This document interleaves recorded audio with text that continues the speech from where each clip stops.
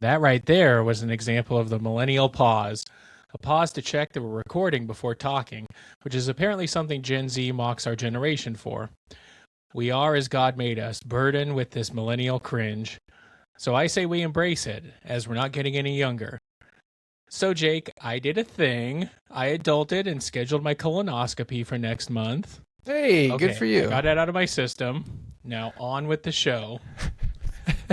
My name's Brandon, I'm Jake. and this is Qualified Nonsense. You did another big pause. Well, I'm so used to there being another Waiting for voice Matt. here.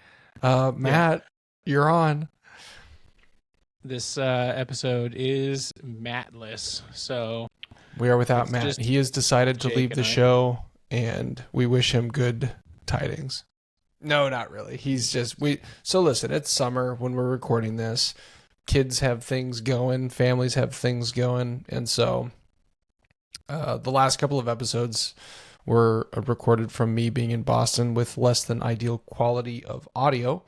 And this episode, we've got Matt, who's just going to be out. And we miss him dearly, and he'll be here in spirit.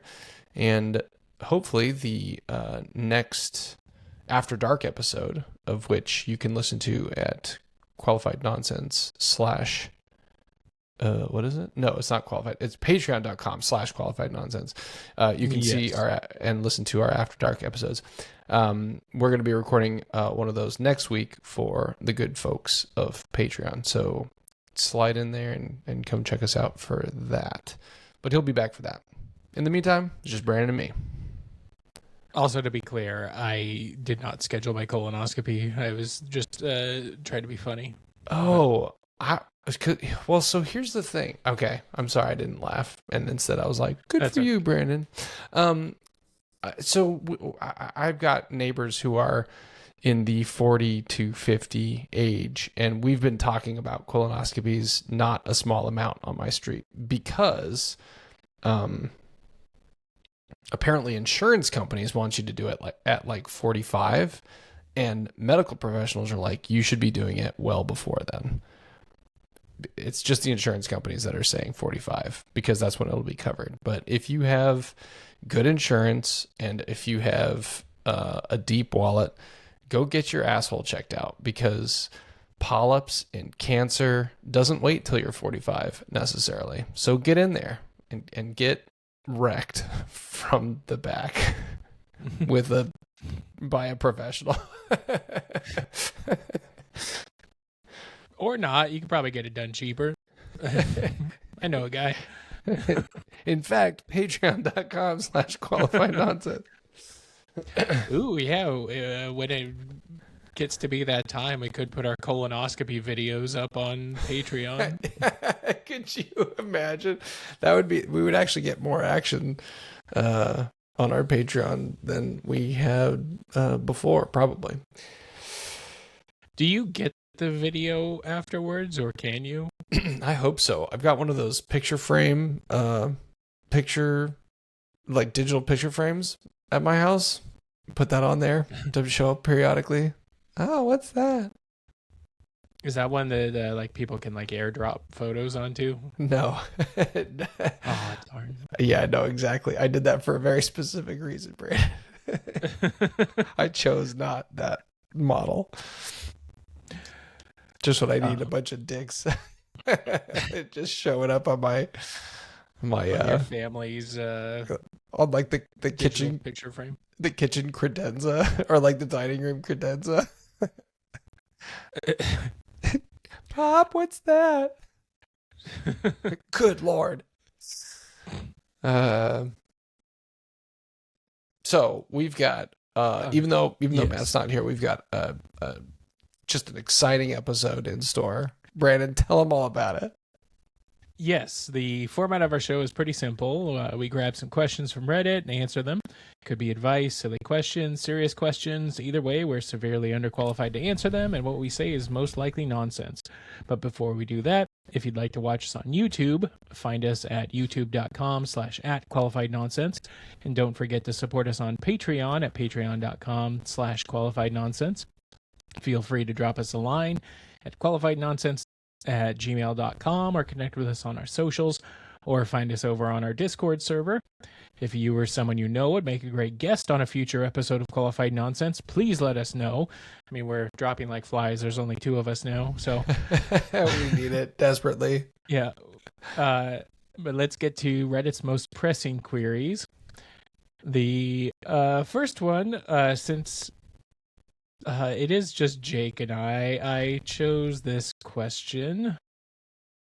Is it about big ding dongs? Because Matt's not here. Got him. In your face, Matt. He's definitely unqualified. Oh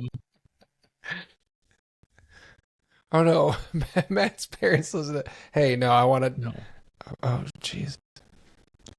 Oh, jeez. Okay, I used the wrong hyperlink for this one, but I found it. Okay. Did you click through to a bad dragon link? Oh God. No, I accidentally leave her alone.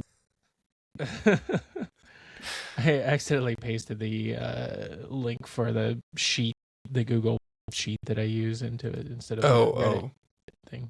But it's fine. I found it. Okay, so this comes to us from Ask Reddit. Username I Ruin Conversations. And yeah, this might be an episode ruining question, but what existential question fucks you up the most? Oh man, what? You know, so many of them. Like I have this thing where if I'm in a particular state, I don't know what state it is. It must be some version of anxiety, but like I have like these moments of cold sweats because when you die, oh boy, when you die, obviously you like go on the ground and like there's a whole what is it? Who are the side characters in Romeo and Juliet that no, not Romeo and Juliet, Hamlet that they made a movie. Rosencrantz and Guildenstern. Rosencrantz and Guildenstern talk about the death, like how death sounds so scary because we picture ourselves alive in a coffin buried underground. That's that whole thing.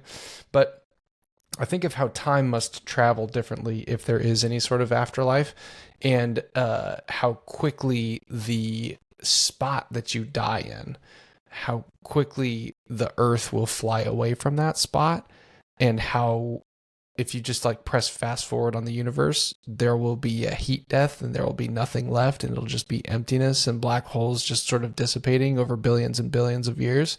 And that puts me into a cold sweat periodically, mostly at night, mostly when I'm going to sleep or trying to go to sleep.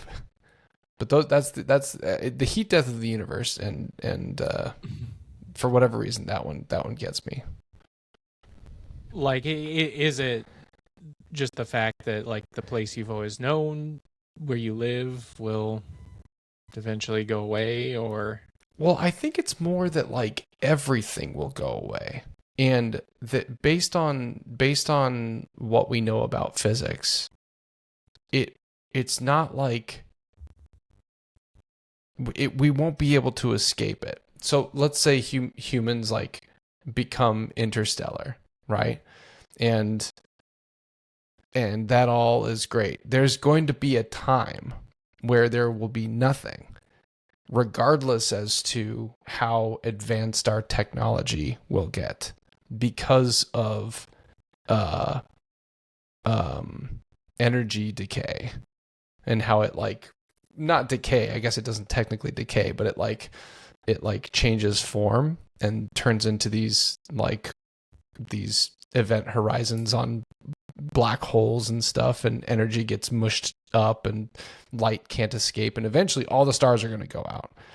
And I don't think that physics supports us being able to create stars. And so even if we're like peak performance exceptional, there will be an an end to existence and a complete dark nothingness. And for whatever reason, that blows my mind. And then I spin out while I'm trying to go to sleep. Did you ever see Project Hail Mary? No, movie? I want to read it. I haven't. I heard it was good, but I haven't seen it. Oh, I've seen the movie. I haven't read the book, but it is. Was it about, good? Yeah, I really liked it. But yeah, it's about like the stars in the universe are dying, and they find out that it's these little, like, I don't know, organisms that are basically eating the light. And so we send a ship to try to a star that is not dying to figure out why. And then it turns out that like Ryan Gosling is the guy, and they find that he finds that there's an alien from another planet who figured out the same thing. And so the alien that he finds is like near the star that's still alive and doing the same sort of work, and so they work together and blah blah blah. But interesting. But I mean, I doubt that it would be, the sun would be dying because there's these parasitic, basically. Yeah. Yeah. Anna and I are currently reading, we're listening to together, Carl Dungeon Crawler, something or other. I don't remember the name of the title, but it's a series, and it's about basically Earth being consumed for its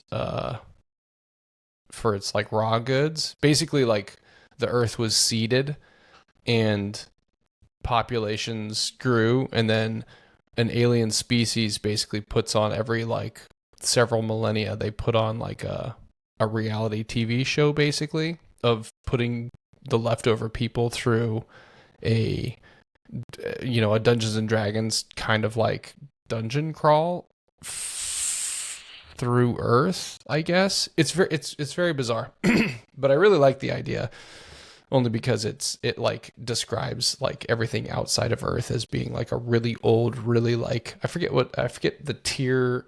There's like tiers of civilizations. It's like the very top tier of civilizations where they don't have to worry about power. They can like clone at will. They can they're interstellar. They can travel across the universe in next to no time and that sort of thing. So it's like a regular human, like a current regular human society, and then suddenly there's like a whole universe just sort of observing it for a reality TV show. And I think actually, even though you don't necessarily care for Dungeons and Dragons, I think you would probably enjoy the book, because it's it's kind of existential in a sort of like comic book-esque punchy way. It's enjoyable. What about you? What existential question puts you into a tailspin? I mean, coming to terms with, I guess it's more like when I start thinking about consciousness. Yeah. And either before I was born or after I die, because that is kind of a hard concept to come to terms with. Just when you die, just that's it. Like, you shut off, and or even before you were born. I don't know. It's Yeah, but particularly like the end is Yeah.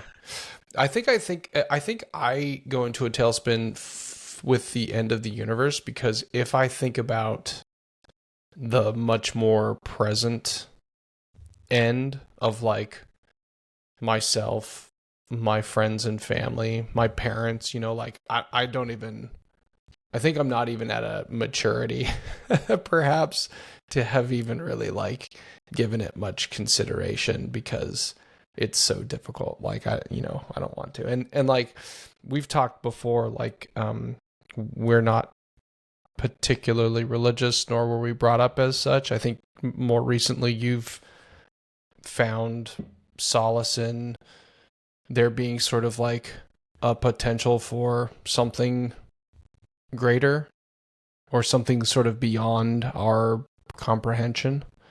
And I really like that. I'm just not there, I guess. And so, but yeah, it is daunting. The whole subject is daunting.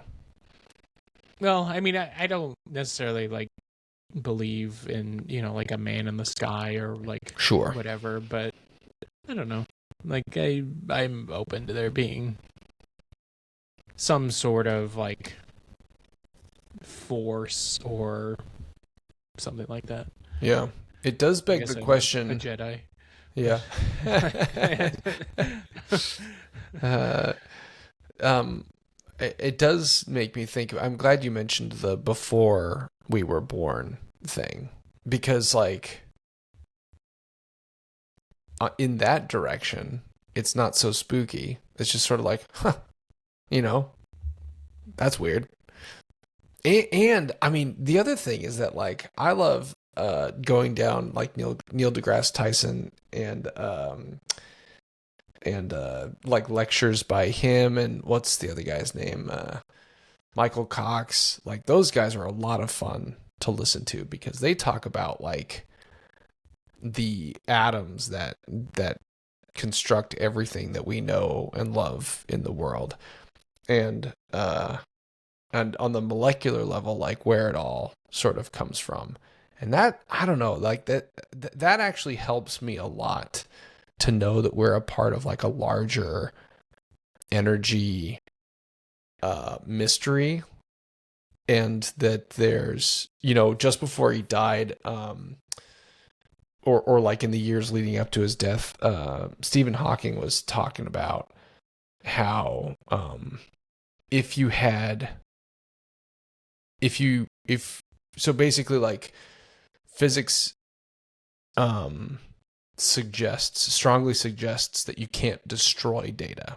Data can change form, but you can't like destroy it. It doesn't like cease to exist. So all of these things that are getting sucked into black holes and getting crunched up, if you had a big,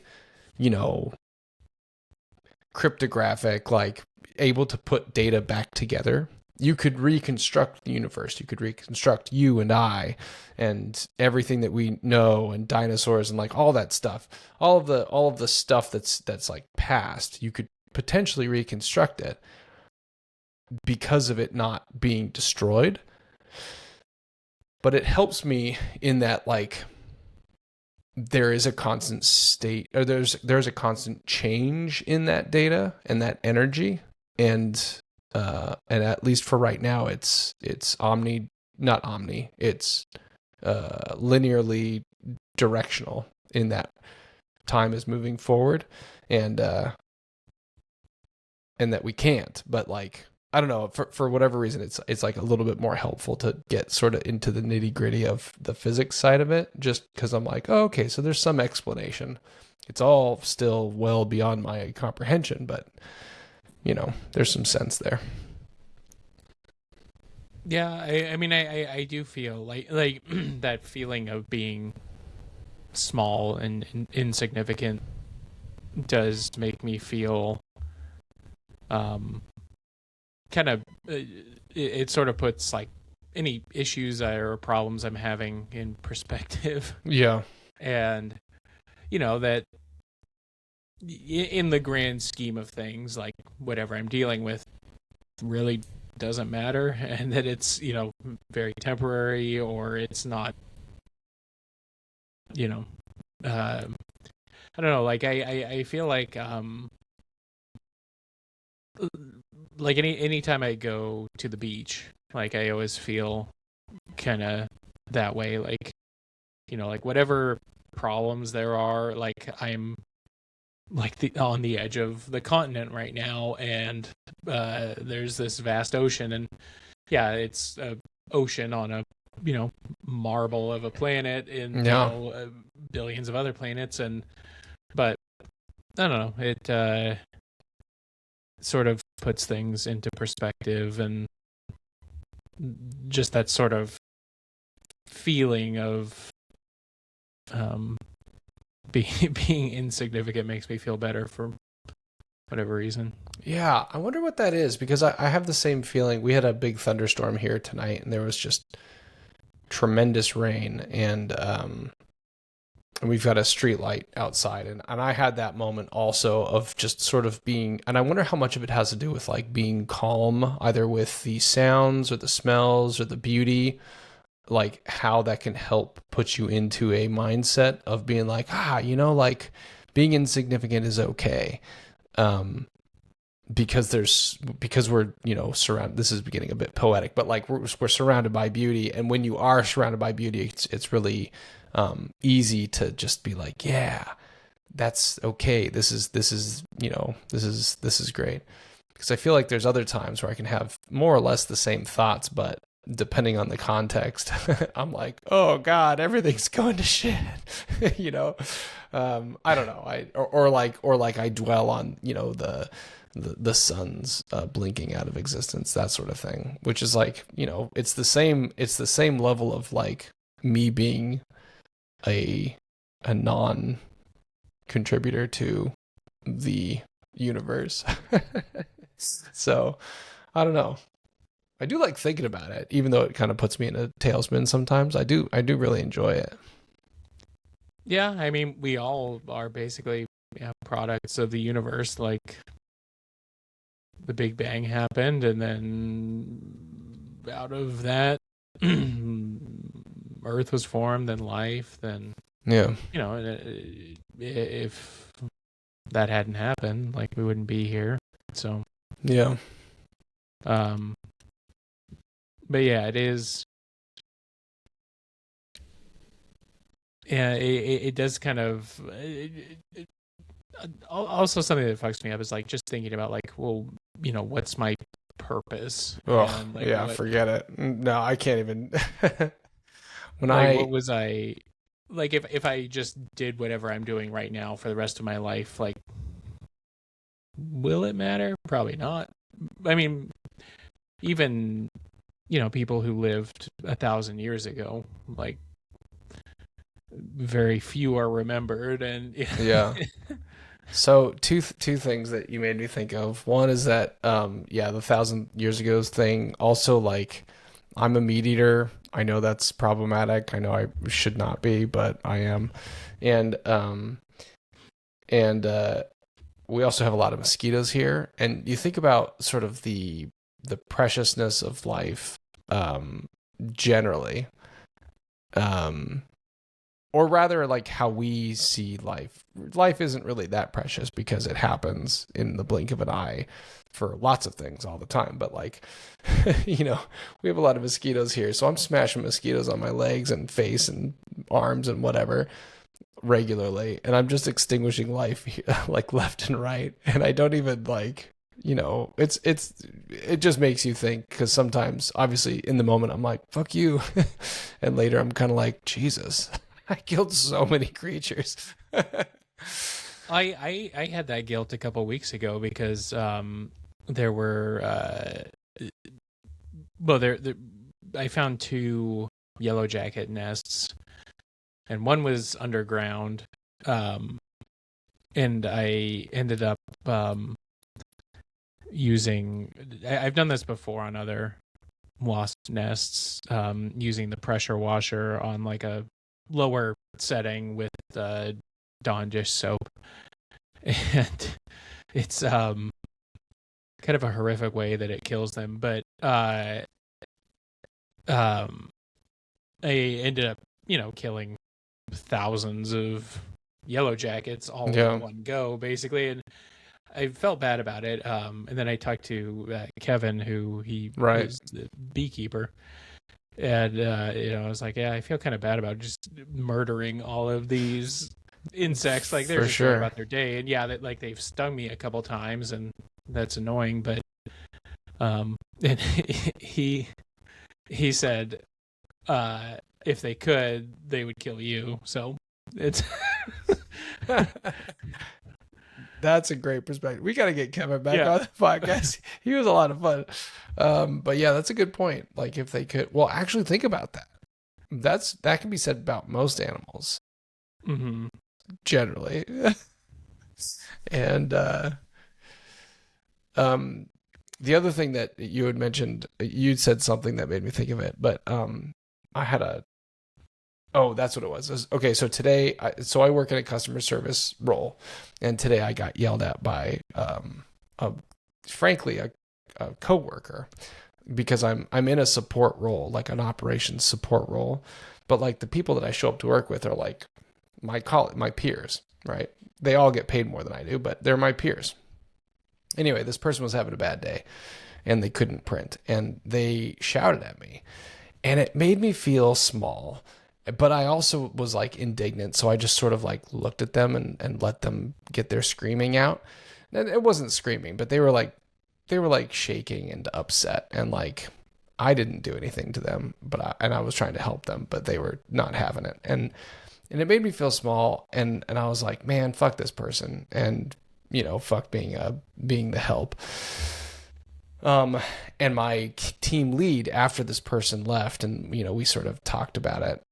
My team lead was like, the way I pictured is that like, I've like summers, like you only get 80 summers, about like 80 to 90 summers. And I've had about 40 of mine. And so I've only got 40 summers left. And like, I just want to focus on that. I want to focus on having good summers. And I was like, that makes me depressed, but also it is a fair way to look at things, of being like, let the little shit like flow by. Like my mom used to say, we used to raise ducks. My mom used to say, just be a duck and let it roll off your back. And, my mom's a smart woman. She, that's true. Just let it roll off your back. Sometimes it's difficult, and sometimes you can't. Sometimes you have to wallow and pity yourself. But like, but frankly, yeah, I've only got 45 summers left. I actually, hilariously, I wrote a poem on you guys. You guys have been posting. Oh, check out our Discord. Everybody listening, you should check out our Discord. There's an art channel, and Brandon's been posting some really interesting articles on movies that he's been watching, and then Matt ended up sharing. Yeah. No, go ahead. Oh yeah, Matt's been posting the pottery he's been making. And I was feeling jealous of your guys' art, so I wrote a poem, and it was essentially about there being 40 more summers, but in a slightly more floral way of describing it. But yeah, I mean, let the little shit go and live, go to the beach like what you're doing. Go to the beach and just marvel. Yeah, I have been kind of thinking about things in that way.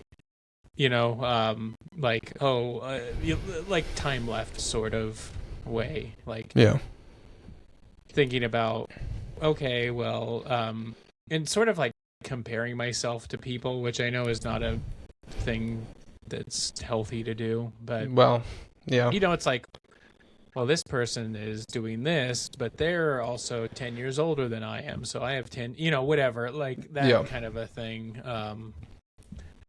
But yeah, the kind of counting down how many summers or whatever is a good way to kind of keep perspective. Like, I'm mad at this Xfinity person on the phone, but is me yelling at them gonna accomplish anything, or am I gonna let it ruin my day or whatever. Like they're just trying to do their job or doing what they're told and trying to get through their day. But yeah, yeah, I don't know. Let's look at what. Oh yeah, what did the general populace have to say?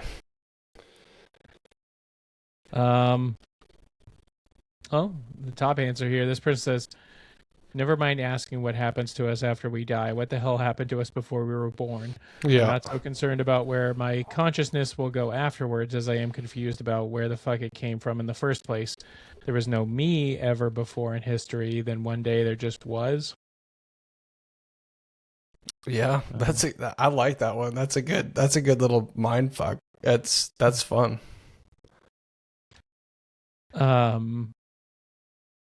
This person says, anytime I start to contemplate what consciousness actually is, I get a headache. It's just so weird using our brain to study our brain. It's like Googling Google. It's also pretty crazy to think about, like with regard, like in that same sort of idea, I had this thought, like flipping through a phone and looking up information while I was getting into a car. Like I was going somewhere and I was looking up the map, and the amount of human ingenuity and technology to only achieve one of those things. The phone part is tremendous, obviously. The internet part, also tremendous. Combustion engine, crazy, right? Like all of it. It's just like, and we all did that from not having a conscious. And living only, ultimately, like people were inventing this stuff, granted on the efforts of previous people who shared information, but like you're still coming up with that stuff in like 40, 50 years of living. Or was it aliens that gave us the technology? And... It was probably aliens. You're right. Yeah. This person said, this one's kind of depressing. Talking about his grandpa dying. Well, I mean, that's the thing, though. Like, I think death does help put some of that stuff into perspective. All of that stuff into perspective. That we are just a cluster of uncountable atoms which interact with each other in a specific way.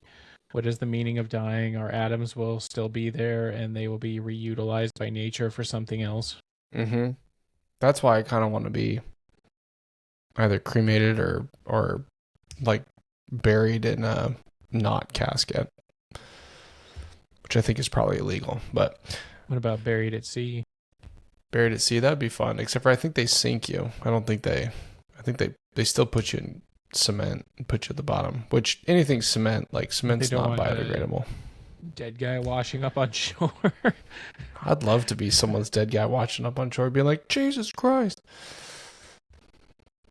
What do they do for, like, if there is a body that's unidentified, do they do like cities or counties or the state have like unmarked graves to put bodies in, or do they just get cremated and then they probably get cremated?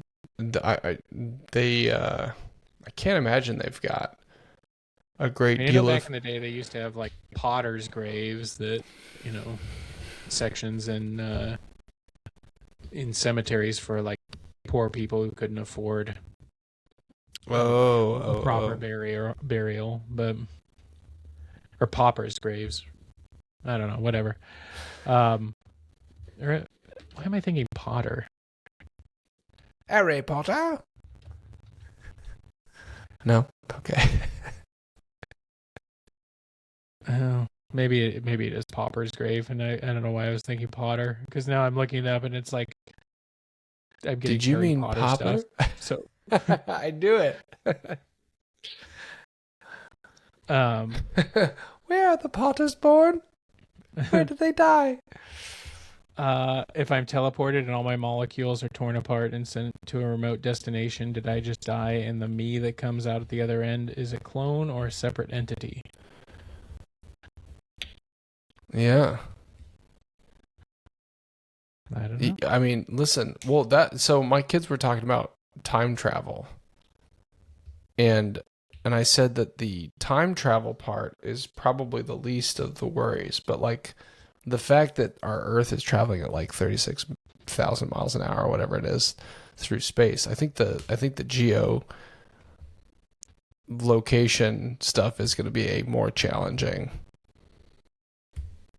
effort, because if you get dematerialized and this is ridiculous. Please read the next one. If we can only know the universe through our five senses, just how much of reality are we completely hopelessly oblivious of? Yeah. There's a really great someone does a really good shoot, what's her name? She's a creator on YouTube, but she talks about how she's a physicist at Oxford or Cambridge or something, and she describes the fourth dimension in a really, really great way. Oh no, I'm sorry, she describes the fifth dimension in a really great way using the second dimension and the third dimension as examples. I'll find it. I'll post it in Discord because it's really, really compelling.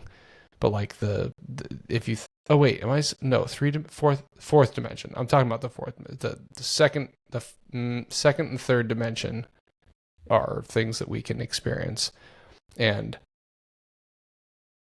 she describes the fourth dimension using the first two. Really compelling.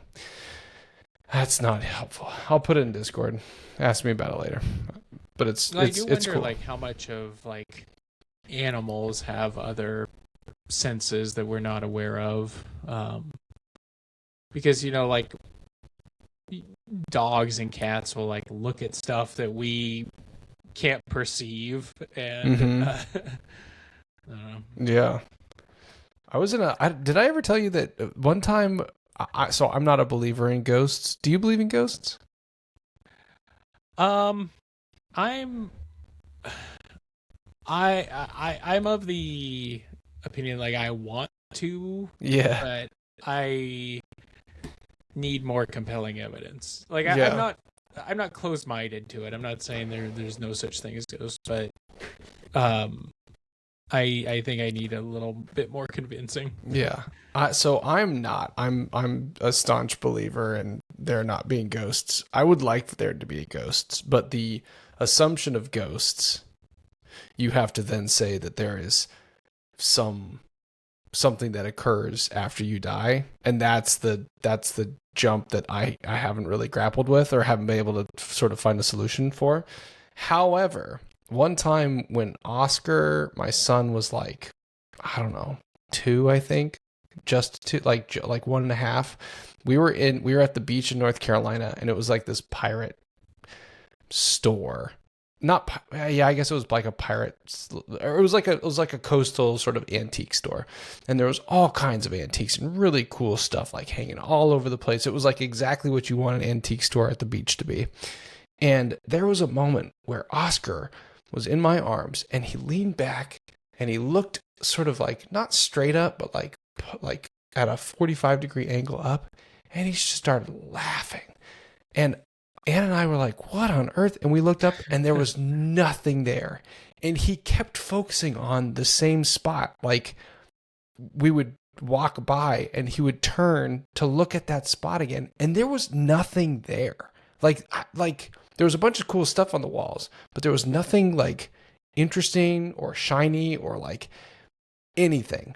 And he was just so happy and laughing at this one spot in the store. It was so bizarre. And Ann and I, sort of that sort of magical, mystical side of us were like, that'd be so funny if there's like an old like spooky pirate ghost that's just like, hey kid, and he's like making him laugh. And that's what I hoped happened. But it was so bizarre. And Ann and I still talk about it like periodically. We're like, do you remember when that happened? Because it felt so surreal. Just flagging this for the video. You used Anna's name and Oscar's name a lot. Oh, shit. I don't know if you care, but I mean, I don't know. No. Again, no one's listening to this, so it doesn't matter. Okay. Anyway. I'll beep it or something. Yeah, I mean, one sort of explanation I've heard that I think is kind of interesting is rather than like ghosts being, the spirits of dead people, that it's just another plane of existence that's like kind of merging with ours, and like time moves it, on different planes. And so like what we're seeing as ghosts is just like basically like linear time being out of sync. Yeah. And, that's interesting. I haven't heard that, but I like that a lot. So you're seeing like, a cowboy walking down the hallway or whatever, Sure, it's yeah. just time being out of sync with, I don't know. I like that a lot. That also I like that. So that's the other thing that is fun to think about, and it's pretty easy to go down a rabbit hole of like, just like turning your brain into oatmeal. But the parallel universe theory and like what is it? The Andromeda. There's an Andromeda paradox. Have you heard of that? No. Because of the general theory of relativity, you could be standing. So if I'm walking and you're standing, time moves differently for us, albeit very, very slightly. But because if we're both looking at the Andromeda galaxy through like a telescope, and I'm walking and you're standing, you and I will see the Andromeda galaxy up to thousands of years at a different time because of the time dilation between our slight movement and our slight time difference. We'll see like the same stuff at like thousands of years differently. And that is really fun to me. I don't fully understand the physics behind it, so it sort of sounds hokey, but it's really that's the fun side of like the existential stuff that sort of mind bends me. Yeah, like thinking about like, the sunlight that is like lighting up my room right now is like several minutes old, and several minutes like the sun could be dead right now and I wouldn't know, for it's dead over here. No. It's I think it's 8 minutes that it takes the sun. But for the photons themselves, no time has passed because time does not change for them. So the same moment that it enters your eyeball and is omitted from the sun, for the photon, no time has passed. That's the other one that's like, what? Love it. This one's interesting. So this person says your mom had a mom who had a mom who had a mom who had a mom who had a mom, etc. Blows my mind. And then this person responded, and if you're a woman who dies without giving birth to a daughter, you were the person who broke a streak of having daughters in your family going back to the beginning of life. Which is kind of crazy to think about. Wait. What? Wait, say that again? If you're a woman who dies without giving birth to a daughter, you were the person who broke a streak of having daughters in your family going back to the beginning of life. Oh my gosh. Yo, that's crazy. That's a lot. Yeah, so like your wife, I'm assuming you guys don't plan to have another child, so you're not having a daughter. Oh man. I don't know why that hit me emotionally. I feel bad for my mom, and I feel bad for my breaking a streak going back to the beginning of life. Oh my god, dude.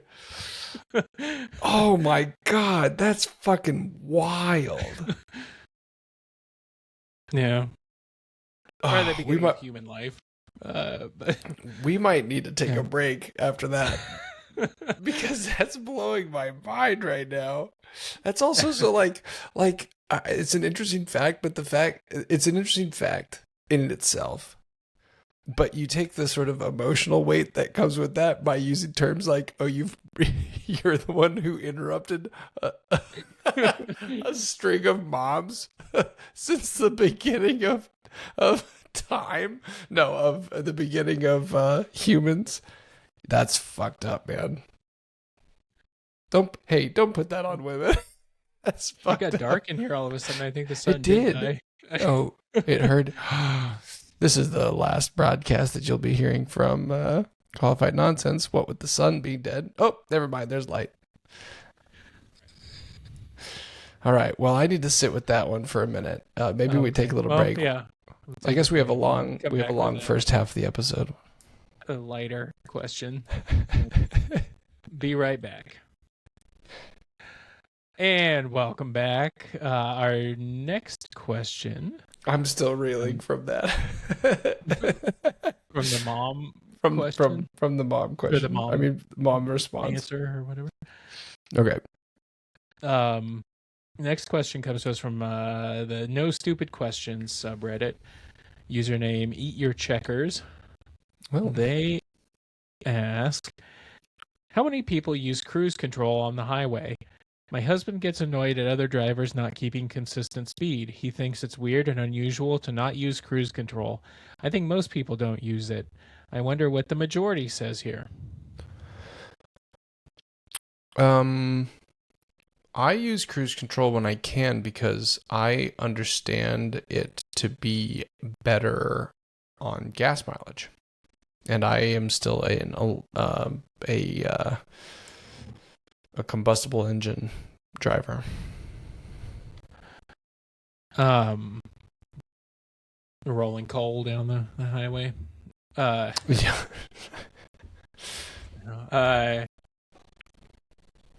Yeah, I mean, I do use it.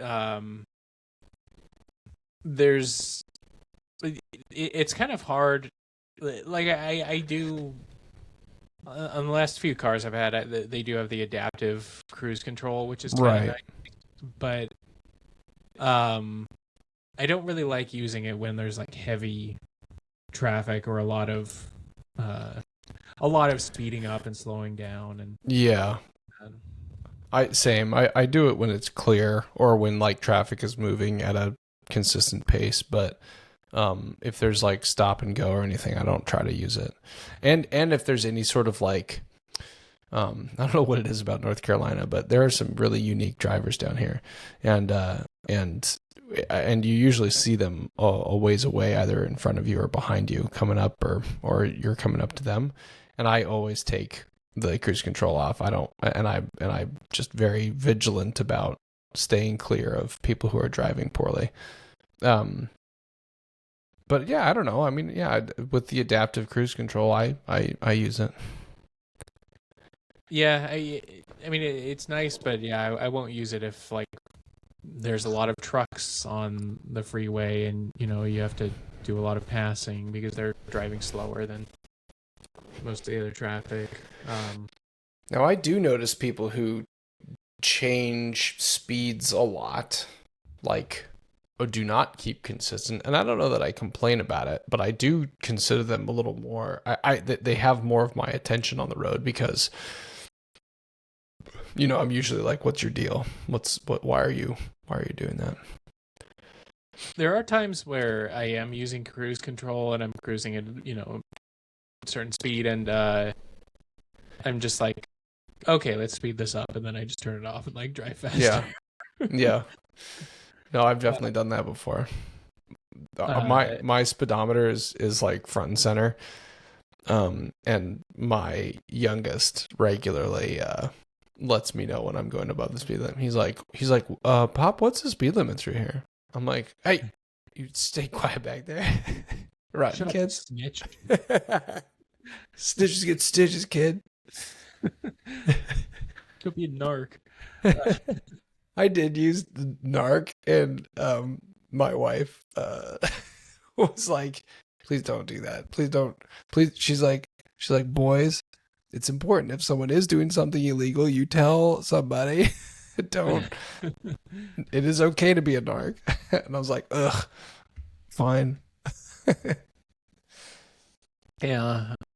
How do you feel about people who like camp in the passing lane? It doesn't bother me. Like, mostly because I'm not passing people that often. I consistently go between 5 and 10 miles over the speed limit all the time. Not all the time. When like cruising, like on highways. Otherwise, I stay within the speed limit for the most part. And like if people, yeah, it doesn't bother me a ton. What about you? I think it's annoying. Like, Yeah. especially if they are impeding traffic. Yeah. I feel like people don't realize like the left lane is for passing and not for Oh travel. yeah. I'm confident that most drivers don't understand the rules of the road. Like you're supposed to like get in that lane, get around the person and get back over, not just stay in that lane. Yeah, that's ingrained in me also. Like whenever I do pass people on the right, I feel, not that I like deliberately do it, but like if I just am faster than the person in the left lane, I feel like like there's a part of my brain that's always like, oh, I should be in the other lane. I shouldn't be passing them on this side.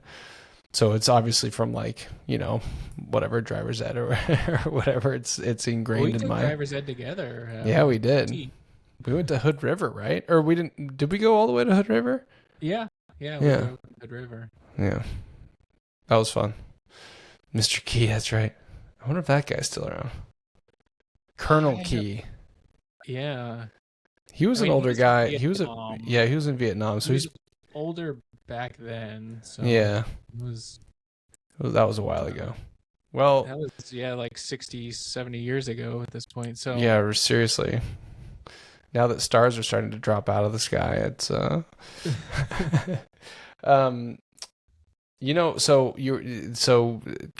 keeping a consistent speed. One thing that does irk me is people who feather the gas pedal, and we have the worst offender of that is no longer with us, but a guy named Phil that we used to hang out with in high school was the worst offender of the feathering of the gas pedal. He had a Bronco 2, I think. Mm-hmm. Yeah. And it was a lot of fun to drive in, but when he would drive it, it would be like, yeah. Do you remember that? I remember that so distinctly. He was a terrible driver,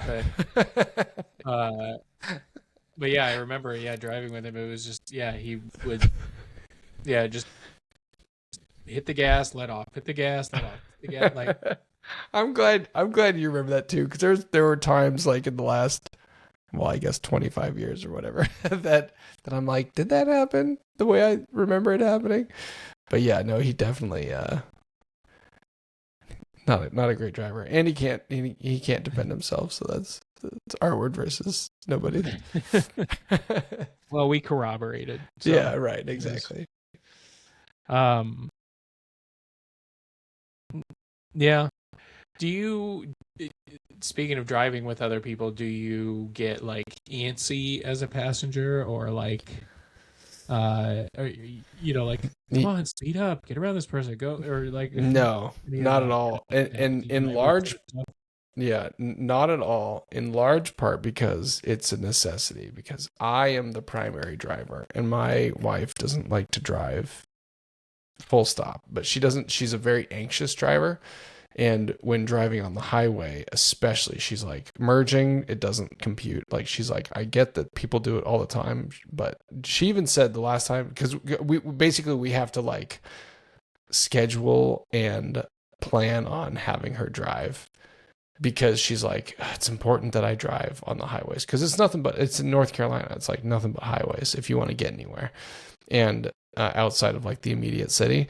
And and she's just like a very anxious driver. So we have to like make a strong effort. Like I have to be supportive. I also have to be like helping her, like look over her shoulder to make sure that we're not merging into a semi or whatever. And so it's a requirement that I am calm, because she doesn't need any extra input from me. Well, it is, yeah, it is interesting. I remember during like COVID lockdown, not driving for like several weeks, and then like finally getting the car to go somewhere, and it was like, this is weird. Like it's almost like I forgot like what to do. Oh, really? Oh, Yeah. That's so interesting. I don't think I ever got away with being able to not drive for a couple of weeks. You had children and stuff. But, That's true, yeah. But like, yeah, for a while, like we did, had stuff delivered, or like we just walked to the store or whatever. Yeah. But, yeah, I remember distinctly getting in the car for the first time in a while, and it being like, oh, this feels different. This is, but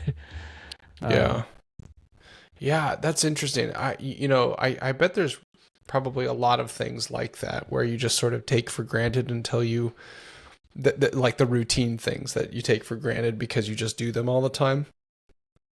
What else would be like that? I guess probably any sort of like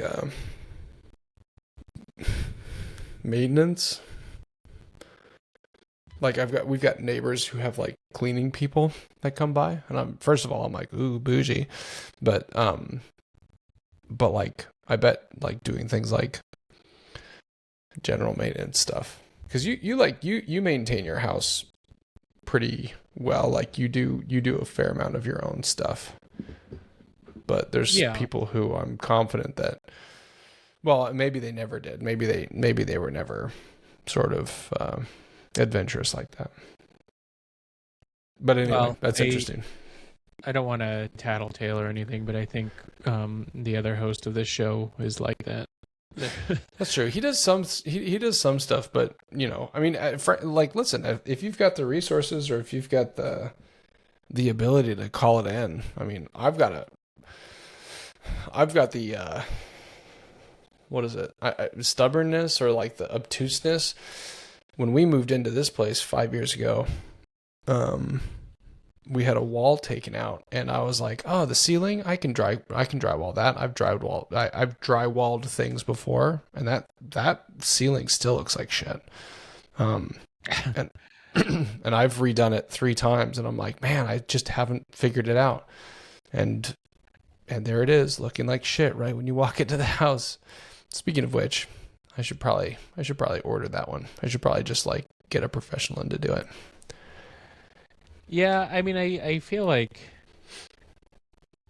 yeah, I guess it is like cheapness or something, but I do have like a mentality that like, I could probably figure out how to do that myself, or, and yeah, it might not look great, but you do learn things, and like there's a YouTube video for everything, so yeah. But I get, like, yeah, a lot of people don't have time or the patience or whatever to do that, or the confidence, because like I think that it takes a level of like trust in yourself, or like confidence in yourself to be like, sure, there's a YouTube video about how to do it, but then you have to do it, and that's something. And I like doing that too. I'm usually met with like, oh yeah, I could probably figure that out. And in a lot of cases, I've done it before. And you don't generally listen to the main releases of our episodes, but when I make ads, I periodically do sort of whatever's on my mind, like an ad about whatever's on my mind. And a handful of weeks ago, I had a leak in a hot water pipe, and I was like, oh, I've done this before, I can fix this. And I fixed this pipe, but it took me for fucking ever because I was using solder, but I wasn't using flux. I forgot about the flux component, which is essential when you're soldering.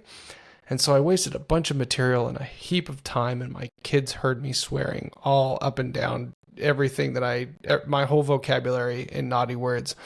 And anyway, one of the ads is like, hey, don't forget your flux when you're sweating a pipe. And just as a general plug for anybody who's interested in doing some DIY like home stuff, I think soldering is such an important and fun skill. And when you get it right and you get something that holds water, oh, what a satisfying feeling. Assuming that you do it right. I've never soldered anything, but it is like there is a sense of accomplishment that comes with, doing, especially not necessarily like maintenance or anything, but like fixing something. Yeah. It really does like make you feel like you have a superpower. Yep. Like, I repaired this. This was not working when I found it, and now it is. And I don't know. Yeah. It's very sad. What's your favorite kind of activity with regard to like DIY or home repair? My favorite activity I could do myself.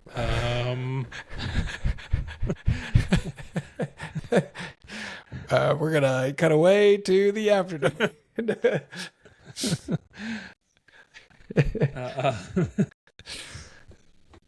I think I've said it before, but hentai. No. For the record, I'm not into hentai. I just think it's funny. Yeah, no, me neither.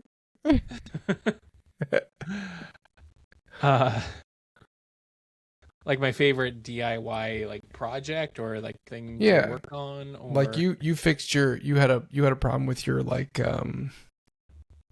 your drain, your washer drain that you ended up fixing, right? Yeah, there's that. I've fixed a dishwasher that wasn't spraying. Well, that's cool. I really don't like stuff where I have to like lay on the ground and do it. Yeah, that's fair.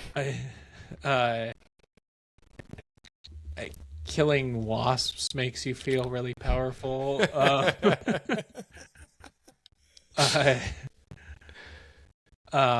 That's pretty funny.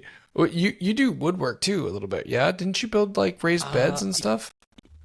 Yeah, I haven't done that in a while. Honestly, the thing I really do enjoy is yard work. Like, yeah. Like our yard doesn't look very nice, but I like mowing the lawn, and I like trimming trees and stuff like that. I think it's fun.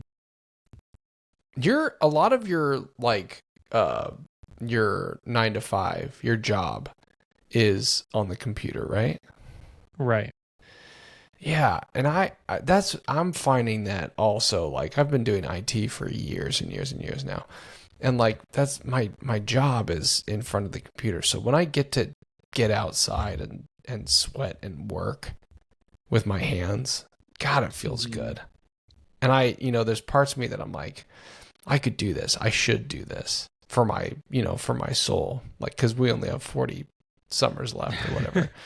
But that's not financially responsible, frankly. Well, also, like, I mean, I don't know if you want to be doing like, landscaping for a living starting in your 40s. No, you're right. That's a good point. And that goes back to the conversation that we were having offline, which is like, it's important to have hobbies, and not everything has to be like a financial capitalistic venture. I should just chill out and live a little and go outside and do yard work and not think about it being like a career change or whatever. Yeah, I mean, you could always ask, like, if you have some elderly neighbors, just ask them if they want their lawn mowed or something like that, and yeah, go do that. Have you seen those guys on YouTube that go and clean up yards for free? Yeah, those videos are hypnotic. Oh, they're so good. Those, Yeah, I don't that's even know what the tool is that brings down, because you know when grass like grows and like over itself, the land itself gets above the sidewalk. They've yeah. got machines that are like mowers, but they like shave off ground. Those are Is it cool like a too. de-thatcher or something? Or Ooh, I hope it's called a de-thatcher. That sounds badass. That's what I want. That's what I'm gonna ask for Christmas. A de-thatcher. I don't know if that's what it is. Oh, No, we're like oh, both. I think, yeah. A de-thatcher. I like that. A de-thatcher. I bet there's a good joke there. It has something to do with the Falkland Islands. Isn't that what they did to the Falkland Islands? Yes. What do you think Good. of? I'm glad that joke landed really exactly as I wanted it to. um. Yeah. I don't know if that's what it is. No. Let me look up like lawn shaver mower. I don't know what it's called. Perhaps the best content we've ever made. Yeah, looking up lawn equipment. In an audio format. Well, maybe this is, we've clearly satisfied our listeners with another premium Do episode. those real lawnmowers work, like the manual ones with like the spinning? I have blade? one. I have one right out Do this you? window that I'm sitting in front of. Yeah, I got one when I was in New Jersey when the lawn was really small, and I loved it. And my neighbors were Does like, it work? "Yeah, you have to sharpen it." Yeah. And you have to like adjust it so that the blades actually like they're supposed to like just barely meet contact with excuse me, how rude. The blades have to meet the metal bar in order to make the contact to like actually slice the grass. But it actually works pretty darn well. You just can't let the grass get very long. Because then it takes a huge amount of effort. Well, also, like, I imagine it probably doesn't cut very well, like around the edges, because No, it's shit around the edges. Yeah. Yeah. Then you need a whole different tool.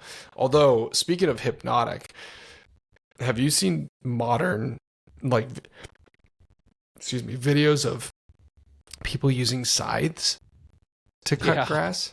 That's fucking cool. I want one of those. Yeah, I saw one where it was like a competition or something. Yeah. Yeah. And it's surprising. Like, you can take out a ton of tall. Like, granted, you have to let it get tall before I think it's effective. But it's, but that, like, it's shocking how much ground they can cover. I looked up, so I just Googled lawn shaver mower, and like one of the top results is Manscaped, the Lawnmower 3.0 Plus groin and body hair trimmer. Why do they call it a lawnmower? That's not what we want. Well, I guess that's what they're trying to prevent. Is a lawn. They want it well kept. They want it a green. Well, probably not green. What do you think, Brandon? We're kind of rambling, and we should probably have ended 20 minutes ago. 20 minutes ago. I think that's been an episode. I do want to encourage people. So we've got a Discord. Come in, say hi. And also, if you heard this episode and if you have any existential crises that you want to talk to us about, or what was the other thing we talked about?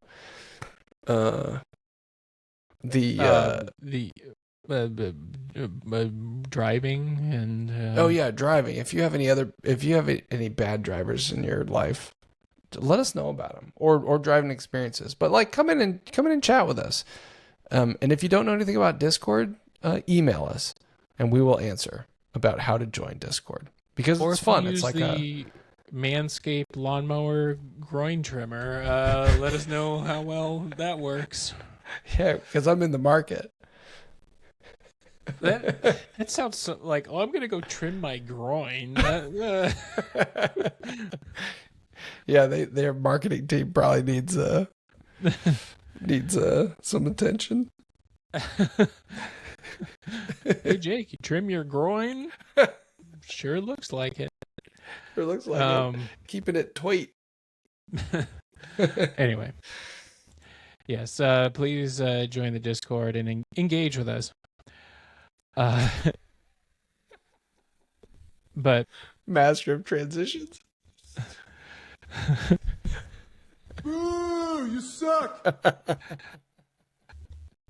But thank you all for listening, and thank you to our loyal patrons for supporting the show. If you haven't already, head over to Patreon at patreon.com/qualifiednonsense to show your support. Catch some exclusive content, including our new show, Qualified Nonsense After Dark. Watch us over on YouTube at youtube.com/@qualifiednonsense. Feel free to send any questions or comments to qualifiednonsense@gmail.com, or hit us up on our socials or on Discord that Jake mentioned. All of those found in the episode description. After you've done all that, please also rate, review, share, like, and subscribe on your podcast app of choice. We'll see you back here next week for another brand new episode of Qualified Nonsense. Thanks for joining. Bye.